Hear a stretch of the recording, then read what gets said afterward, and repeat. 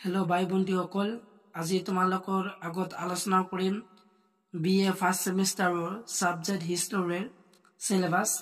দেখুৱা তো তোমালোকে সিলেবাসখিনি ভালকৈ চাই লোৱা তো তোমালোকৰ যেটো ফাৰ্ষ্ট সেমিষ্টাৰৰ হিষ্টৰী সাবজেক্ট আছিল তো হিষ্টৰী সাবজেক্টৰ নাম হ'ল ভাৰতবৰ্ষৰ ইতিহাস তো 1206 খ্ৰীষ্টাব্দলৈকে তো এই আছিল তোমালোকৰ ফাৰ্ষ্ট সেমিষ্টাৰৰ হিষ্টৰী সাবজেক্টৰ নাম যে ভাৰতবৰ্ষৰ ইতিহাস 1206 খ্ৰীষ্টাব্দলৈকে আৰু তলত লিখি দিয়া আছে যে গুৱাহাটী বিশ্ববিদ্যালয়ৰ ৰাষ্ট্ৰীয় শিক্ষানীতি 2020 ৰ অধীনত 4 বছৰীয়া স্নাতক মহলাৰ ফৰ ইয়ৰ আন্ডাৰ গ্ৰেজুৱেট প্ৰগ্ৰামৰ পাঠ্যক্ৰমৰ ইতিহাস বিষয়ে প্ৰথম কানমানিকৰ পাঠ্যপুথি তো তোমালোকৰ এতিয়া আছিল ফাৰ্ষ্ট সেমিষ্টাৰৰ হিষ্টৰী তো ইয়াৰ সিলেবাসখিনি তোমালোকে চাই লোৱা ইয়াছিল তোমালোকৰ সিলেবাস হিষ্টৰী যে হসিপত্ৰ প্ৰথম অধ্যায় দিয়া আছে তোমালোকৰ যে প্ৰথম টপিকত দিয়া আছে যে প্ৰাচীন ভাৰতীয় ইতিহাস পুনৰ্গঠনৰ সমল আৰু খ নম্বৰ দিয়া আছে হৰপ্পা সভ্যতা আৰু ঘ নম্বৰ দিয়া আছে বৈদিক সভ্যতা তো তোমালোকৰ প্ৰথম ইউনিটত দিয়া আছে বা প্ৰথম অধ্যায়ত তিনিটা টপিক দিয়া আছে তো তিনিটা টপিক পঢ়িব লাগিব যে প্ৰাচীন ভাৰতীয় ইতিহাসৰ পুনৰ্গঠনৰ সমল আৰু হৰপ্পা সভ্যতা আৰু বৈদিক সভ্যতা আৰু তোমালোকৰ দ্বিতীয় ইউনিট বা দ্বিতীয় নম্বৰ অধ্যায় দিয়া আছে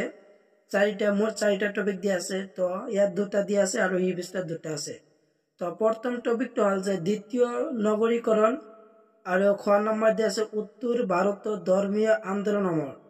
তো ইয়াত দুটা দিয়া আছে দ্বিতীয় নম্বৰ অধ্যায় আৰু আছে ই বিস্তাৰ দুটা তো সেই দুটা তোমালোকে চাই লোৱা তো তোমালোকৰ পিছৰ দুটা টপিক যে দ্বিতীয় নম্বৰ অধ্যায়ৰ পিছৰ দুটা টপিক হ'ল গ্ৰীকসকলৰ আক্ৰমণ আৰু ইয়াৰ ফলাফল আৰু ঘ নম্বৰ দিয়া আছে মৌৰ্য বংশ তো মোট চাৰিটা টপিক দিয়া আছে আৰু ইউনিট নম্বৰ 3 বা তৃতীয় নম্বৰ অধ্যায় চেপ্টাৰ নম্বৰ 3 হ'ল যে চেপ্টাৰ নম্বৰ 3 তোমালোকৰ দুটা টপিক দিয়া আছে পৰৱৰ্তী মৌৰ্য যুগৰ ৰাজনৈতিক প্ৰগতি কৰিব লাগিব আৰু খ নম্বৰ দিয়া আছে সংগম যুগ তো মোট দুটা টপিক দিয়া আছে তৃতীয় নম্বৰ অধ্যায় তো তৃতীয় নম্বৰ অধ্যায় দুটা টপিক পঢ়িব লাগিব পৰৱৰ্তী মৌৰ্য যুগৰ ৰাজনৈতিক প্ৰগতি আৰু সংগম যুগ আৰু তোমালোকৰ চতুৰ্থ নম্বৰ ইউনিট বা চতুৰ্থ অধ্যায় তো চতুৰ্থ অধ্যায় দিয়া আছে তিনিটা টপিক তো টপিক ফাৰ্ষ্ট টপিকটো হ'ল যে গুপ্ত সাম্ৰাজ্য আৰু খ নম্বৰটো হ'ল যে পৰৱৰ্তী গুপ্ত যুগ আৰু ঘ নম্বৰটো হ'ল যে হৰকবৰ্ধন তো মোট তোমালোকৰ চতুৰ্থ নম্বৰ ইউনিটত মোট তোমালোকৰ তিনিটা টপিক পঢ়িব লাগিব যে গুপ্ত সাম্ৰাজ্য পৰৱৰ্তী গুপ্ত যুগ আৰু হৰকবৰ্ধন তো মোট তোমালোকৰ তিনিটা আৰু তোমালোকৰ শেষৰ যিটো ইউনিট আছে হিষ্টৰী সাবজেক্টৰ শেষৰ ইউনিট হ'ল যে পঞ্চম অধ্যায় তোমালোকৰ চেপ্টাৰ নম্বৰ 5 দিয়া আছে তোমালোকৰ তিনিটা টপিক তো পঞ্চম অধ্যায়ত তো তিনিটা টপিক পঢ়িব লাগিব তো প্ৰথম টপিকটো দিয়া আছে উত্তৰ ভাৰতত ৰাজপুতসকলৰ উন্মেষ আৰু দ্বিতীয় নম্বৰ পইণ্টত দিয়া আছে বা টপিকত দিয়া আছে দক্ষিণাত্যত ৰাজনৈতিক উত্থান আৰু ঘ নম্বৰ দিয়া আছে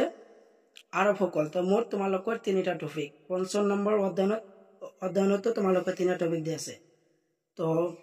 বিএ ফাৰ্ষ্ট সেমিষ্টাৰৰ হিষ্টৰী সাবজেক্টৰ মোট তোমালোকৰ পাঁচটা চেপ্টাৰ দিয়া আছে তো পাঁচটা চেপ্টাৰ তোমালোকে পঢ়িব লাগিব তোমালোকে ভালকৈ পঢ়িবা তো পাঁচটা ইউনিট দিয়া আছে তো এইবিলাক আছে তোমালোকৰ সিলেবাস আৰু তোমালোকৰ ফাৰ্ষ্ট সেমিষ্টাৰৰ এই ভিডিঅ'ৰ ডিসক্ৰিপচনত লিংক দিয়া আছে পলিটিকেল সায়েন্স সাবজেক্টৰ সিলেবাস তো সিলেবাস তোমালোকে এই ভিডিঅ'ৰ ডিসক্ৰিপচনত যাই তোমালোকে চাব পাৰা ফাৰ্ষ্ট সেমিষ্টাৰৰ পলিটিকেল সায়েন্সৰ সিলেবাস তো তোমালোকৰ নেক্সট ভিডিঅ'ত এই চেপ্টাৰৰ কোৱেশ্চন আনসাৰ আলোচনা কৰিম তো এই কোৱেশ্চন চোৱাৰ কাৰণে মোৰ চেনেলটো সাবস্ক্ৰাইব কৰি থবা আৰু পাছৰ বেল আইকন অন কৰি থবা তো আজিৰ ভিডিঅ' এইখিনি আছিল সম্পূৰ্ণ ভিডিঅ' চাই থকাৰ বাবে তোমালোকক সকলোকে ধন্যবাদ জনাওঁ